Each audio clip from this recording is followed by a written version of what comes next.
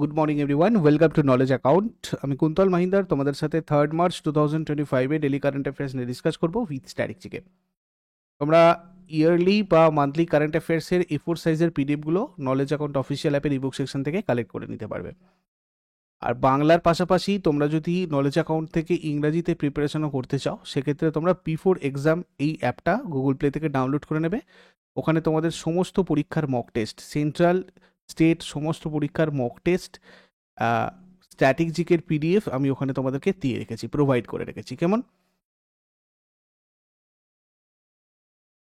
প্রথম প্রশ্ন দেখব, Kolkata municipal corporation sustainability hygiene and resilience প্রকল্পের জন্য এশিয়ান ডেভেলপমেন্ট ব্যাংক কত ঋণ অনুমোদন করেছে? তো এখানে দেখো, এশিয়ান ডেভেলপমেন্ট ব্যাংক মোট 200 মিলিয়ন টাকা মানে ঋণ দিয়েছে কলকাতা মিউনিসিপ্যাল কর্পোরেশন। কিসের জন্য কলকাতা মিউনিসিপ্যাল কর্পোরেশনকে এই ঋণ দেওয়া হয়েছে? জলবায়ু আর দুর্যোগ প্রতিরোধী পয় নিষ্কাশন আর ড্রেনেজ অবকাঠামোর উন্নয়ন করার জন্য, যাতে শহরের উন্নয়নের মাধ্যমে দারিদ্রতে জীবনযাত্রার উন্নতি করা যায়। এটা জলবাহিত ভেক্টরবাহিত যেসব রোগ সেই ঝুঁকি, তার একটা রিস্ক কমাবে, বন্যার ঝুঁকি কমাবে। ঠিক আছে। এশিয়ার উন্নয়ন, আমাদের যে এশিয়ান ডেভেলপমেন্ট ব্যাংক, এশীয় উন্নয়ন ব্যাংক, এটার 11তম প্রেসিডেন্ট হিসেবে বর্তমানে দায়িত্ব গ্রহণ কে করছেন? জাপানের মাসাতো কান্তা। যেহেতু এশিয়ান ডেভেলপমেন্ট ব্যাংক আমাদের এসেছে নিউজে, এগুলো তো সবসময় আমাদের দেখতে হয়। এশিয়ান ডেভেলপমেন্ট ব্যাংক কি করে? এটা একটা আঞ্চলিক বহুপাক্ষিক, মানে অনেক দেশের সাথে জড়িত আছে, এই ব্যাংকটার মেম্বার আছে, যারা এশিয়া প্যাসিফিক অঞ্চলের ওপর দৃষ্টি নিবদ্ধ করে। অর্থাৎ এশিয়া প্যাসিফিক অঞ্চলে যে দেশগুলো রয়েছে সেই দেশগুলোর ডেভেলপমেন্টকে একটু দেখে, উন্নয়নকে দেখে। উন্নয়ন আর জলবায়ু অর্থায়ন করে। অর্থাৎ কোনো একটা দেশের এই মেম্বার কান্ট্রিগুলোর মধ্যে যদি ডেভেলপমেন্ট দরকার হয়, জলবায়ু রিলেটেড কোনো আরও ডেভেলপমেন্ট দরকার হয়, সেক্ষেত্রে এই এশিয়া ডেভেলপমেন্ট ব্যাংক ঋণ দেয়। নিম্ন আয়ের দেশ যেগুলো রয়েছে সেগুলোতে অনুদান দেয়, মানে ডোনেশনও দেয়, বিভিন্ন প্রকল্পের জন্য প্রযুক্তিগত সহায়তা প্রদান করে। এটা সামাজিক আর অর্থনৈতিক উন্নয়নের জন্য কোম্পানিগুলোতে বিনিয়োগ করে আর কি। এটা 19 ডিসেম্বর 1966 সালে প্রতিষ্ঠিত হয়েছিল। ভারত সহ 31টা দেশের প্রতিষ্ঠাতা সদস্য হিসেবে রয়েছে। এর সদর দপ্তর ফিলিপিন্সের মান্দালয়ং সিটিতে রয়েছে। তারপরে কোন মহাকাশ সংস্থা ফেরেক্স টেলিস্কোপ উৎক্ষেপণ করেছে? ফেরেক্স টেলিস্কোপ এটা করেছে নাসা রিসেন্টলি। 2025-27 ফেব্রুয়ারি স্পেসএক্স ফ্যালকন 9 রকেটে চড়ে ক্যালিফোর্নিয়ার ভেন্ডেনবার্গ স্পেস ফোর্স বেস থেকে এটা উৎক্ষেপিত হয়েছে।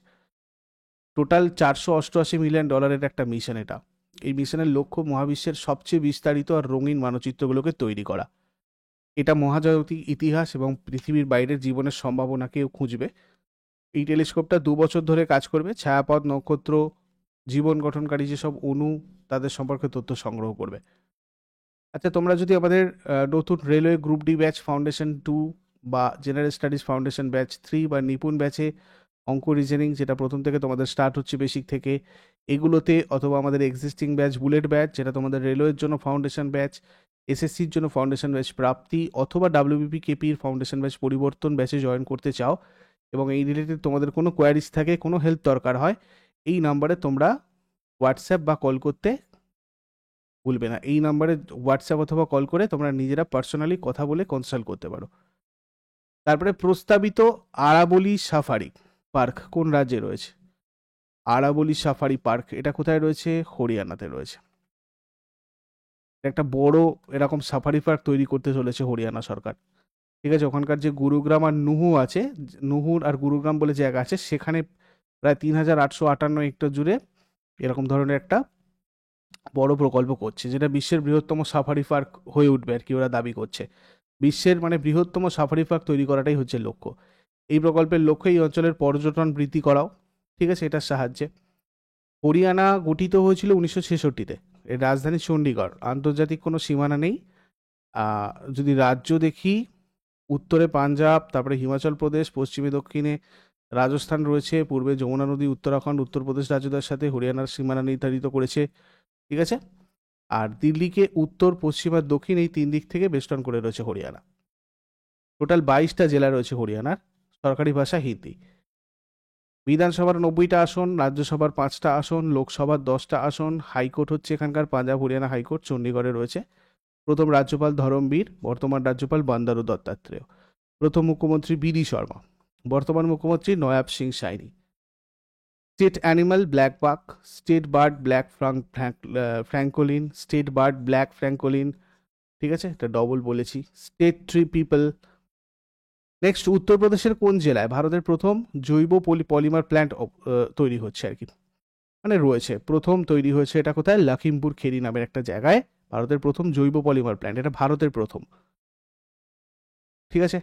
বলরামপুর সুগার মিলস লিমিটেড কর্তৃক এটা করা হচ্ছে 2850 কোটি টাকা খরচা করে, মানে জৈবিক পদ্ধতি ব্যবহার করে বায়োপলিমার তৈরি করবে এটা, যেটা পরিবেশ বান্ধব শিল্প প্রবৃত্তিকে সমর্থন করবে আর কি, একটা পরিবেশ বান্ধব ইনিশিয়েটিভ, উদ্যোগ। এর লক্ষ্য প্লাস্টিকের পরিবর্তে টেকসই বায়োপলিমার ইউজ করা, যেটা পরিবেশকে মানে ঠিকঠাক রাখবে আর কি। উত্তরপ্রদেশ গঠিত হয় 1950-এ।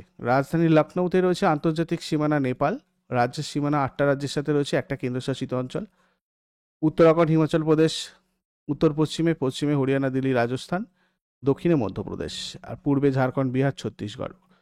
সরকারি ভাষা হিন্দি, উর্দু এগুলো। দ্বিতীয় সরকারি ভাষা হিসেবে উর্দুটা গৃহীত হয়েছিল 1989-এ। টোটাল 75টা জেলা রয়েছে উত্তরপ্রদেশে। বিধানসভার 403টে আসন, লেজিসলেটিভ কাউন্সিলের 100টা আসন, রাজ্যসভার 31টা আসন, লোকসভার 80টা। হাইকোর্ট হচ্ছে এলাহাবাদ হাইকোর্ট। আর প্রথম রাজ্যপাল সরোজিনী নাইডু, ভারতের রাজ্যের প্রথম মহিলা গভর্নর। বর্তমান রাজ্যপাল আনন্দীবেন প্যাটেল। আর প্রথম মুখ্যমন্ত্রী গোবিন্দ বল্লভ পান্ত, বর্তমান মুখ্যমন্ত্রী Yogi Adityanath. State animal barasingha, state bird sarus crane, state tree Ashoka. জনসংখ্যার দিক থেকে বৃহত্তম রাজ্য উত্তরপ্রদেশ, দেশের সর্বাধিক সংখ্যক জেলা সহ রাজ্য একটা আমরা জানি, এটা সিএইচএসি আমার এসএসসি সিএইচএসএল এসেছিল।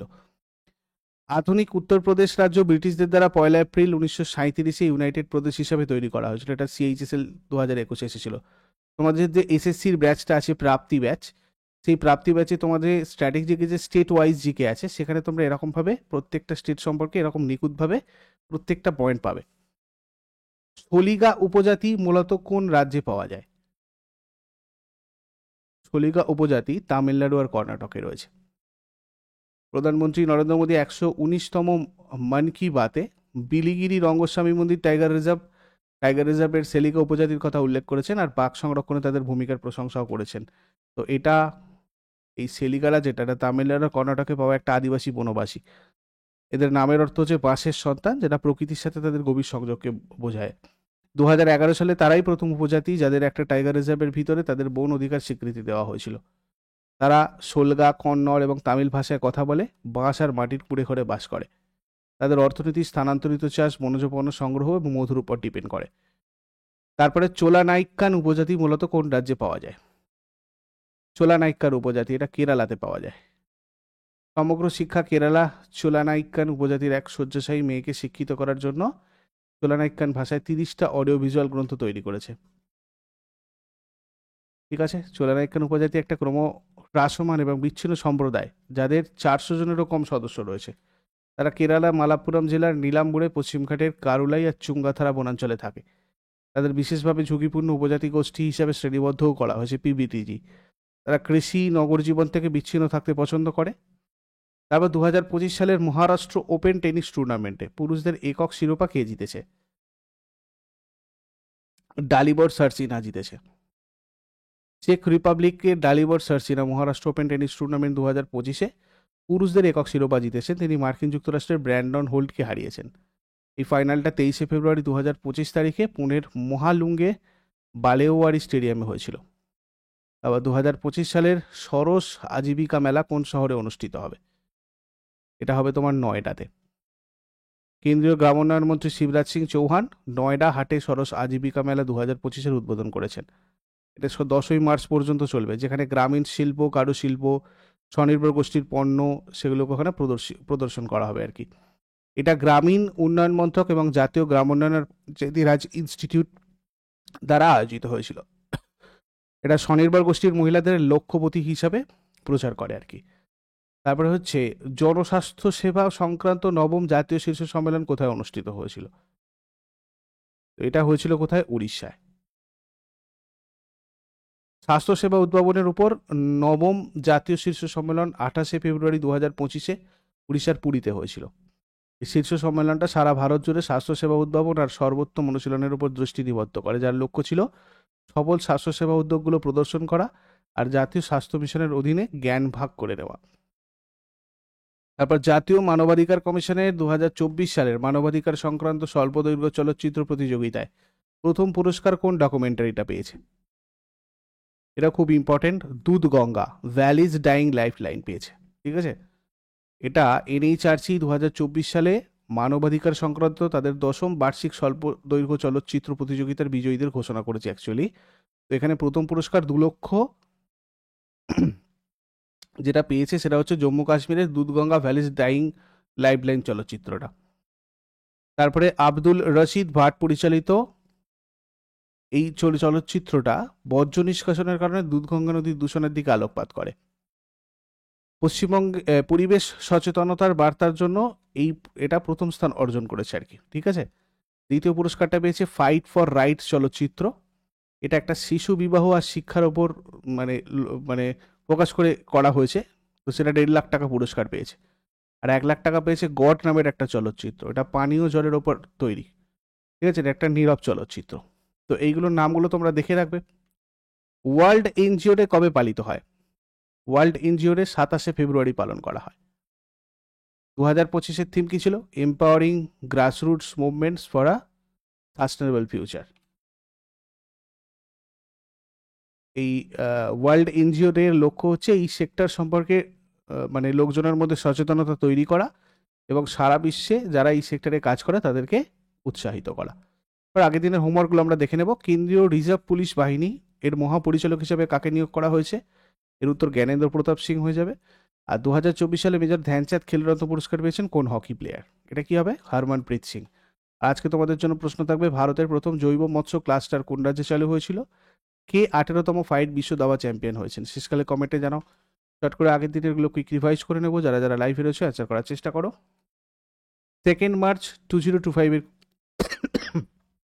সরি 2 মার্চ 2025 এর কোয়েশ্চেন্স কি ছিল? 2025 সালের 3rd সাবা ওমেন চ্যাম্পিয়নশিপ কে জিতেছে? ভারত। 2025 সালে ফেব্রুয়ারিতে রাজনাথ সিং প্রকাশিত দ্বিবার্ষিক হিন্দি ম্যাগাজিনের নাম কি? সশক্ত ভারত। জাতীয় বিজ্ঞান দিবস কবে পালিত হয়? ন্যাশনাল সায়েন্স ডে 28শে ফেব্রুয়ারি। প্রাণী মিত্র জাতীয় পুরস্কার কোন ক্ষেত্রে শ্রেষ্ঠত্বের জন্য দেওয়া হয়? প্রাণী কল্যাণ। সম্প্রতি ওয়ান নেশন ওয়ান পোর্ট উদ্যোগের উদ্বোধন কে করেছেন? সর্বানন্দ সোনোয়াল। কেন্দ্রীয় সরকার সম্প্রতি চালু করা আধার গভর্নেন্স পোর্টালের মূল উদ্দেশ্য কি? কেন্দ্রীয় সরকারের সম্প্রতি চালু করা আধার গভর্নেন্স পোর্টালের মূল উদ্দেশ্য হচ্ছে আধার প্রমাণীকরণের অনুরোধের জন্য অনুমোদনের প্রক্রিয়াকে সুগম করা। এসবিআই লাইফ ইন্স্যুরেন্সের ডেপুটি সিইও হিসাবে কাকে নিযুক্ত করা হয়েছে? তোরাবাবু দাপাটি। অরুণাচল প্রদেশে কোন উপজাতি নিওকুম ইউলো উৎসব পালন করে? নিশি উপজাতি। সেকেন্ড পিং লেডিজ কাপ কোন দল জিতেছে? দক্ষিণ কোরিয়া। সম্প্রতি প্রয়াত বিখ্যাত গুজরাটি কবি আর প্রবন্ধকার শ্রী অনিল যোশী তার প্রবন্ধ সংকলন স্ট্যাচুর জন্য সাহিত্য একাডেমি পুরস্কার পেয়েছিলেন। ইনি কোন বছর এই পুরস্কারে ভূষিত হয়েছিলেন? 1990-এ। এগুলো ছিল তোমাদের আগের দিনের প্রশ্ন। ইউজফুল বলে মনে হলে লাইক করো, শেয়ার করো, কমেন্ট করে ফিডব্যাক জানাও। আর প্রতিদিন সকাল 6টার সময় ডেলি কারেন্ট অ্যাফেয়ার্সের আপডেটের জন্য নলেজ অ্যাকাউন্টকে সাবস্ক্রাইব করে বেল আইকন প্রেস করে অলে ক্লিক করে নাও। Thank you so much, take care, have a great day.